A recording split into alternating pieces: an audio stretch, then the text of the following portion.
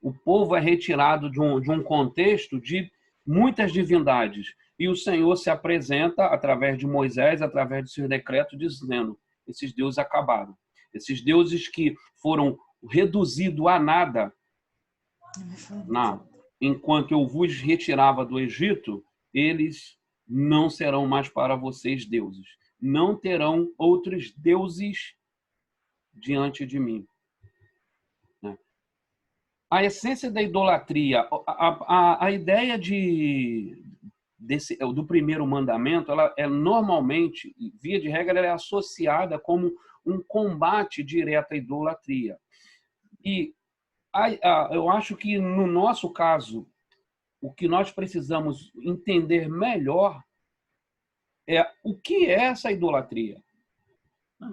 Porque quando a gente olha para a idolatria do povo judeu, via de regra, a gente vai pensar quando eles seguiram atrás de Baal Peor, quando eles fizeram bezerro de ouro, quando eles começaram, já bem depois da peregrinação, a adorar a serpente, né, que foi guardada no templo. Enfim, eles começaram, quando a gente pensa nos fariseus, a gente vai pensar na idolatria da lei, que eles começam a idolatrar a lei, eles amam mais a lei do que o Senhor da lei. Né? Em dado momento da história, a adoração ao templo, né? A ponto de Deus, através do chegar a Ezequiel e dizer que ia retirar diante dos olhos dele as suas delícias. E então a gente sempre associa esse tipo de idolatria. E, num contexto mais amplo, as pessoas vão associar a idolatria, por exemplo, quando olham para a Igreja Católica, eles são idólatras, porque eles têm os santos, eles têm os seus bonecos de barro. E a gente esquece a idolatria do coração, que tem a capacidade de criar ídolos um atrás do outro, né? A essência da idolatria. Quando fazemos de algo a razão da nossa existência, nossa fonte primária de felicidade, a base da nossa identidade e a força que nos orientam. Então, não necessariamente a idolatria vai ser uma divindade, um objeto de adoração, no sentido como a gente conhece, de uma devoção. E quando a gente olha para o católico romano, a gente vai apontar a idolatria, essa relação deles com as imagens. Mas a idolatria ela vai muito além disso, porque ela é algo que acontece no nosso coração. E são aquelas paixões desenfreadas, ou as paixões que não são redirecionadas a partir do amor em Cristo. Então, a gente idolatra bens materiais, sucesso profissional, beleza física, prazeres, né? Idolatra pessoas, marido, esposa, filhos, né? Lideranças. O que nós estamos vendo, por exemplo, no nosso contexto político, seja o anterior, seja o atual, nós vemos uma idolatria, um coração, em muitos sentidos, devoto dessas pseudo-divindades, né? Que é o da canhota e o da direita.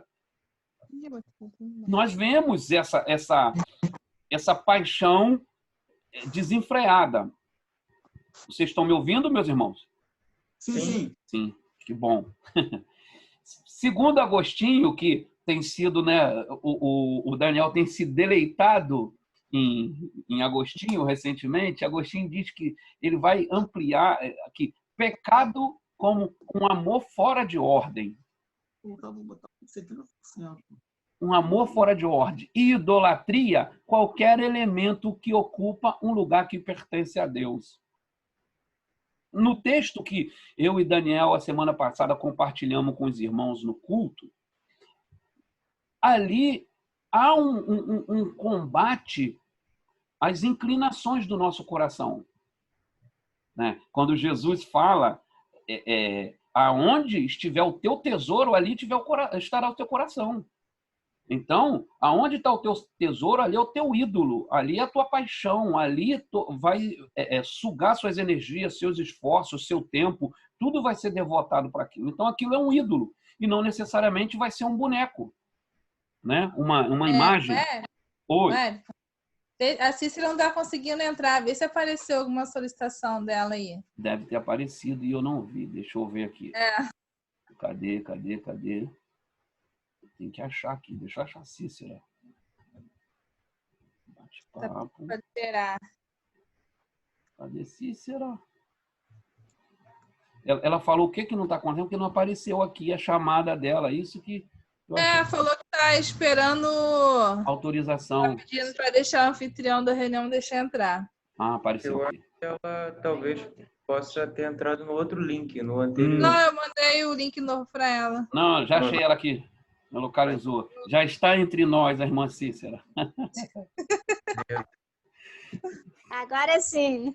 Não, irmã Cícera, a gente deixou a senhora de fora, porque a gente ia falar um negócio aqui que a senhora não podia ouvir, entendeu? Então a gente ferrou, deixou a senhora de fora. Então tá tudo certo, então. Brincadeira. Eu não sei quantos de vocês conhecem o David Foster. O David Foster agora tem 11 anos, né? 12 anos que ele morreu. Né? Ele é um conhecido ateu, né? Muito famoso, né? Tem obras, né? Espalhadas aí a rodo, né? Ele morreu em 2008. E tem uma fala dele que é muito interessante, eu vou estar lendo aqui para a gente estar conversando, associada a essa questão dos ídolos do coração. Ele fala o seguinte: pois aqui está outra coisa que é verdadeira. Nas trincheiras do dia a dia da vida adulta, não existe tal coisa como o ateísmo. Não existe tal coisa como a não adoração. Todo mundo adora algo. A única alternativa que temos é o que adorar. A fala dele é muito pertinente, né? Porque, eu não adoro ninguém, eu não tenho religião, eu não sei o quê. Não, adora. O homem, nós não temos a opção de não adorar. Não adorar não está não está na nossa natureza. Nós nos inclinamos em devoção, em paixão para alguma coisa naturalmente, né? Isso está diante de nós. Isso não como poderia dizer, não é uma opção. Nós somos naturalmente, né, religiosos e precisamos desse objeto da nossa adoração. E o David Foster segue falando que e uma excelente razão para escolher algum tipo de Deus ou ser espiritual para adorar, aí ele diga, seja Cristo ou Alá, seja Yahvé ou a deusa da fertilidade, ou as 4 verdades nobres do budismo, ou o conjunto de princípios éticos infalíveis, é que qualquer outra coisa que você adorar te comerá vivo. O que ele está dizendo, o que ele diz aqui, se a sua adoração ela não é direcionada nesse campo espiritual, qualquer outra coisa fora dessa esfera espiritual que você adora, ela vai te comer vivo. Ele está dizendo, quando seu coração se inclina para adorar coisas espirituais, por assim dizer, né? Verdades espirituais, para nós, a verdade única, Cristo Jesus, para o Islã, a verdade única do Maomé e Alá, Yahvé para os judeus, a deusa da fertilidade para muitas tradições orientais, as 4 verdades do budismo. Então, ele diz que esse tipo de adoração, ela não te comerá vivo. Mas quando você parte para adorar alguma coisa que está fora desse universo chamado espiritual, aí ele vai enumerar, se você adora dinheiro ou coisas materiais, se essas coisas estão onde você encontra o verdadeiro sentido da sua vida, então você nunca terá o suficiente. Nunca sentirá que tem o suficiente. Não é o que o sábio Salomão diz em Eclesiastes, que o que ajunta a riqueza não se cansa de procurá-la? Não é o que Salomão diz? Algum comentário, Daniel, Roberto, Priscila, Bia? Bia? O Daniel quer falar. Daniel. Essas citações são muito interessantes, né? Porque realmente mostram essa hipocrisia, assim, né? As pessoas acharem que nós, como cristãos, somos tão ignorantes e atrasados, mas que elas próprias não percebem os seus deuses, né? As suas próprias divindades, aí, as suas escolhas, sua vida e tal. E, além disso, essas citações desse moço aí reforçam um pouco aquilo que eu estava falando, e essa autonomia do ser humano, ela se estende inclusive para o campo da religião e da adoração. O ser humano, ele se enxerga como alguém que não consegue escapar dessa devoção, mas ainda assim ele quer escolher a quem ele vai se prostrar, a quem ele vai ser devoto. Não, eu escolho Jesus, ou eu escolho Buda, ou eu escolho dinheiro, eu escolho trabalho, ou então eu crio uma própria religião minha mesmo, eu desenvolvo uma própria divindade para adorar, ou então eu adoro a mim mesmo, né? O ser humano, mesmo em reconhecer que tem essa inclinação de adoração, mesmo assim ele não quer largar o osso de escolher, né, a quem ele vai ser devoto, que no final das contas é o reflexo dessa autonomia, dele querer ser o próprio Deus, né? Mesmo ele escolhendo se devotar a alguma coisa, no fim das contas ele quer ser o Deus e tal. E outra coisa também, antes da gente fugir muito do assunto, quando o irmão estava lendo aí os 10 mandamentos e tal, né, e falando sobre o primeiro, não terás outros deuses diante de mim, isso é muito interessante porque esse primeiro mandamento vai trazer uma verdadeira revolução, né, que vai ecoar durante muitos anos posteriores, né, de Deus ter dado essa lei para os judeus, que é essa compreensão da divindade como una, né? Nos povos antigos não existia um problema da divindade ser múltipla. Sim. Você poderia ter uma religião com muitos deuses e não tinha problema nenhum nisso. Mas os judeus, né, vão apresentar uma religião, uma divindade que é una, e que apenas um Deus abarca toda a dimensão da divindade, né? Isso de certa forma, revolucionário e muda muito o cenário religioso, né, do mundo antigo posteriormente, né? Depois que o judaísmo vai se difundindo ali no Oriente também, né? No Oriente mais para leste mesmo, e vai chegando ali, os judeus vão conhecendo os gregos também, isso vai mudando bastante a concepção de divindade da época, que a divindade, na verdade, não é múltipla, mas una, né? E, enfim, só uma curiosidade, um detalhe importante aí na história da filosofia, da religião, que é muito importante, que começa com os judeus, né? Não, e isso que você falou ainda é presente nos dias de hoje, né? Porque quando a gente, proclamando o Evangelho, apresenta o Evangelho como única verdade, Jesus como um único caminho, é uma afronta para o panteão de deuses que existe hoje. Entendeu? Sim. É uma afronta. Continua. Como lá era uma revolução, né, como você bem disse, diante dos judeus, que vieram de 400 anos inseridos numa cultura onde tinha Deus da comida, Deus do dinheiro, Deus do rio, Deus do sol, Deus disso. Para cada coisa tinha um Deus, aí Deus se apresenta, não, só eu cuido de tudo. Eu cuido de tudo. Então, lá era uma revolução, mas hoje ainda a grande resistência a grande dificuldade que nós temos, o povo, né, a que está alheio a Deus, é um Deus que se anuncia como o único caminho, a única verdade. E fora dele não há outro. Essa ideia exclusivista do evangelho, isso é uma ofensa ainda hoje, né? E dentro disso que você falou, a busca de autonomia, de eu vou escolher o caminho, eu vou escolher, é a raiz do nosso pecado, né? Porque nada além disso. O que Eva foi fazer? Foi buscar o caminho dela. Deus, né? O nosso pai Adão, né? Não vamos falar Eva, que é Adão. O negócio é Adão, né? Eva. Adão, o que acontece? O Senhor falou, vocês vão ser assim, assim, assim, assim. Eu quero que seja assim, assim, assim. Tudo isso eu te dei. Tudo é seu. Você é corregente, você vai dominar sobre toda criatura, você vai dominar sobre toda a criação, a minha imagem e semelhança. Você será um corregente.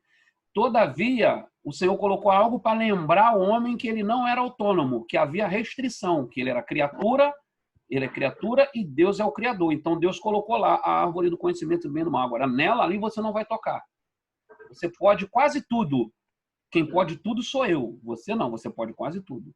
Então, você vai continuar sob obediência, você tem uma limitação até que o homem fala, não, eu quero conhecer tudo, eu quero conhecer o bem e o mal, e vai lá e come e fez a lenha que a gente conhece hoje. Então, tudo isso, essa luta nossa para se libertar de, digamos assim, o que a gente acha que é amarra, por exemplo, a questão da lei de Deus ser uma amarra, da religião ser, para muitos a religião é uma privação de liberdade, entendeu? E por isso não é relevante para os dias de hoje, tem a ver com a raiz do nosso pecado, né? Seguindo aqui na fala do Richard Foster, do David Foster, né? Falando de Deus. Se quiser falar alguma coisa ainda aí, Roberto, Daniel, né? É só sinalizar. Ele fala, é a verdade. Adore o seu próprio corpo e beleza, seu poder de sedução, e você sempre se sentirá feio. E quando o tempo e a idade começam a aparecer, você experimentará a morte milhares de vezes antes que finalmente seja enterrado. Olha só o que ele está falando. O hedonismo, né? Aquela coisa de amante, né? Amar a si mesmo, né? Eu me amo, eu me adoro, eu não consigo viver sem mim. E essa cultura do corpo, né? Essa adoração ao corpo, à beleza, é o que ele falou. Cara, quem vive por esse Deus vai experimentar a morte milhares de vezes antes de verdadeiramente ser enterrado. Pense nisso. Hein, Daniel, que é o filósofo? Pense nisso. Achei muito boa a citação. É exatamente isso mesmo. Toda vez que você olha no espelho e se vê, né? A anorexia, por exemplo, né? A questão das mulheres que mais comum em mulheres, né? Eu acho que tem homem também nessa patologia, que ela se olha, tá magra, morre de novo. Se olha, tá gorda, aliás, ela tá só um graveto, só a armação da cafifa. Ela se olha, vai estar gorda e vai morrendo, vai sofrendo, experimentando morte. É muito louco isso que ele está falando aqui, cara. E muito verdadeiro. Daniel? Não, eu tive só uma curiosidade que até a Bia levantou aqui. Esse moço aí morreu ateu mesmo? Morreu ateu. Bom mesmo. Ele se enforcou, ele se suicidou. Nossa. Ele se suicidou. No dia ia ter uma exposição, eu acho que eu esqueço o nome da cidade, lá nos Estados Unidos, a esposa dele organizando a exposição. Aí ele veio em casa aí ele falou para ela que não ia lá antes da inauguração, e ela estava lá acertando os últimos detalhes, ele ficou em casa. Quando ela veio buscar ele pro vernissar, ele tinha se enforcado. Cruz credo. Cruz credo. Ô, Wellington. Oi. Esse David é irmão do Richard? Parente. Rapaz, eles até dão uns traços físicos, mas eu não procurei saber, não. Porque tem o Richard Foster, né? Que é aquele livro consagrado dele, as disciplinas, celebrando as disciplinas, né? Isso. Eu até estudei ele em vida cristã. Eu não procurei saber se eles tinham parentesco, não. Entendeu? Mas, Bia, ele não se converteu. Era uma mente brilhante, mas, né, o princípio de toda a sabedoria é temer a Deus. Ele não. Pois é. Então, mais esses insights dele é sensacional. Ainda sobre ele. De certa forma, todos nós já sabemos disso tudo. Já foi codificados em mitos, provérbios, clichês, comentários, ditados, parábolas. O esqueleto de toda grande história. O segredo é manter diariamente a verdade evidente na sua consciência. Adore o poder, você se sentirá fraco e temeroso e precisará de mais poder sobre os outros para manter o medo à distância. Adore seu intelecto, sendo visto como inteligente, você terminará se sentindo estúpido, impostor, sempre próximo de ser descoberto. Pesado, né? Ele pega pesado nessa questão das divindades criadas à nossa imagem, né? A devoção do nosso coração. E terminando, para refletir e praticar, o que o escraviza? O povo de Israel era escravizado só por Faraó? Será que era só Faraó que era aqueles que por ele que era escravizado? Um dos enganos do nosso sentimento, da nossa busca da liberdade, né, é pensar que pode ser livre. Aí, nesse campo que tem a grande discussão da questão do livre-arbítrio, né? Porque a ideia de livre-arbítrio, ela parte de um pressuposto de que você é livre. E o que a Bíblia diz que a gente ou é servo de Deus ou servo do diabo, né? Escravo do pecado, escravo do delito, né? Do príncipe que opera agora nos filhos da desobediência. Então, oi. É aquilo que Paulo fala, né? Você, na verdade, no cristianismo, as pessoas acham que você está numa prisão e que elas são livres, né? Mas, na verdade, é o contrário. Você tem a liberdade cristã e elas que estão presas em seus pecados e delitos, né? Sim, é uma falsa sensação de liberdade. Sim. Como Paulo diz em Romanos, né? Deus olha, né, para o pecado, olha para a rebeldia do povo e solta eles, né? Solta eles. É a Cícera que está falando? É a mãe dela. É a minha mãe que tá falando. Uhum. Então, Paulo em Romanos 1, ele diz isso, que Deus dá a dita liberdade, né? O Solano Portela, ele usa uma ilustração dessa liberdade desejada, que é o seguinte, ele fala que o homem é aquele barquinho que está ali amarrado com uma cordinha no cais. E ele fica ali com a maré se debatendo para se soltar. Ele me solta, me solta, me solta. Aí Deus vai e solta o homem.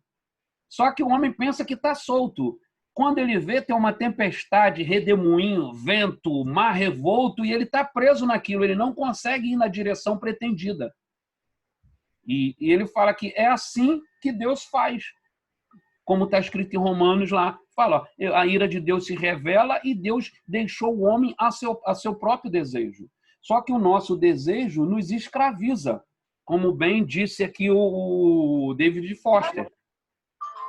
Ele nos escraviza em alguma medida. Então, nós temos que refletir. Estamos sendo escravizados por alguma coisa? Será que tem alguma coisa que tem sido o centro das nossas paixões que não Deus?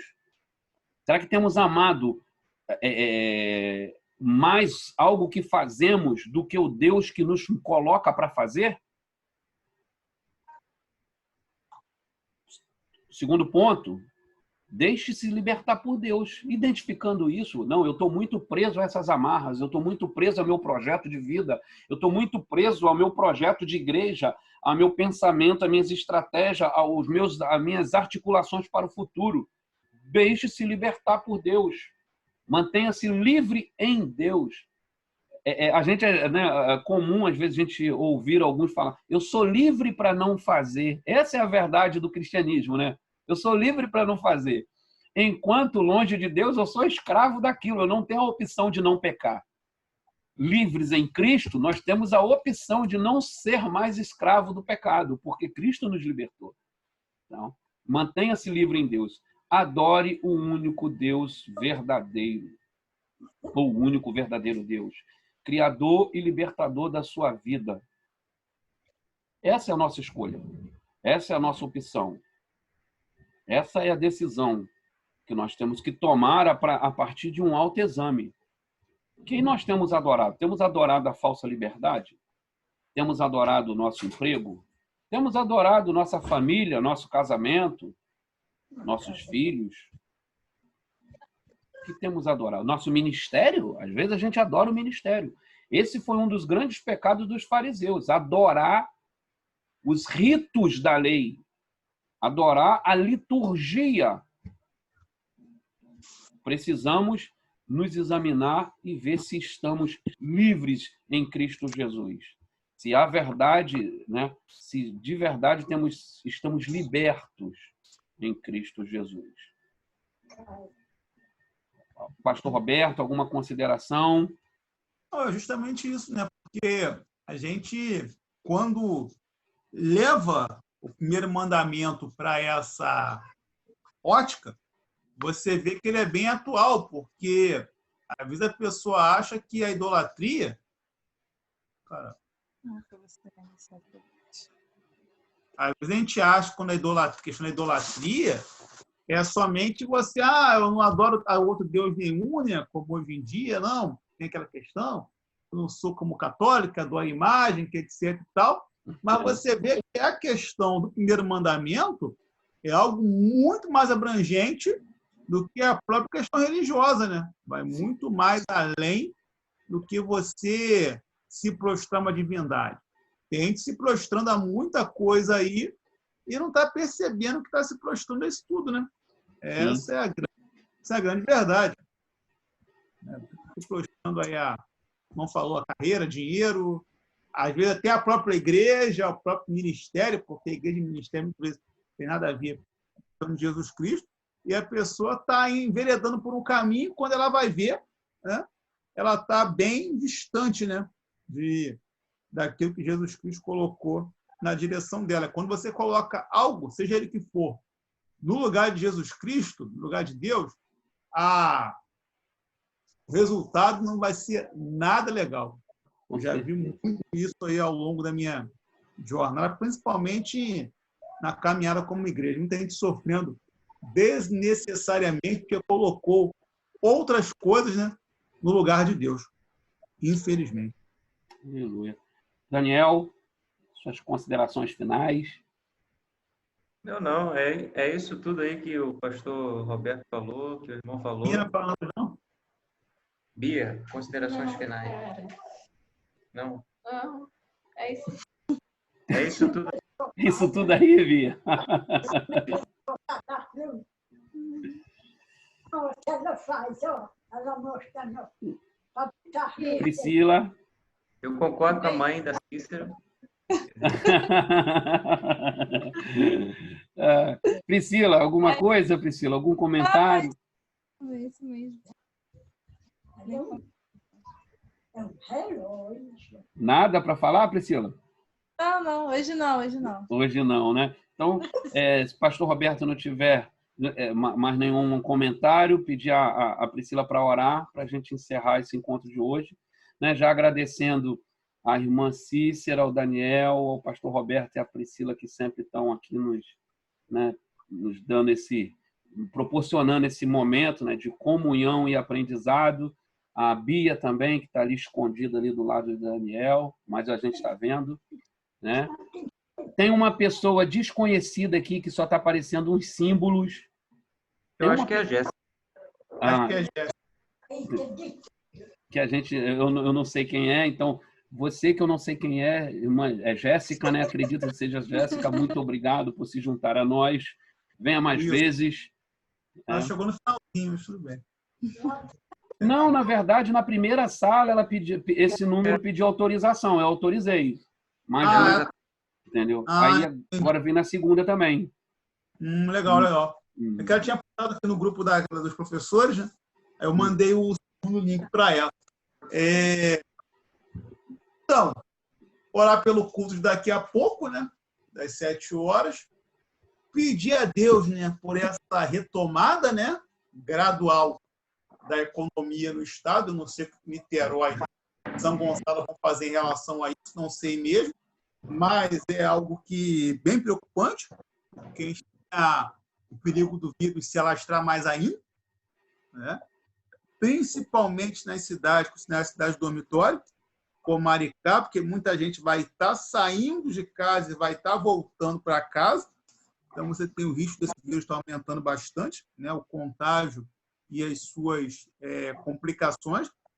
Pedir que o Senhor nos guarde, o Senhor tome conta de cada um de nós. Pedir pela Caroline, que foi a menina que o pastor citou que nós fomos visitar, está com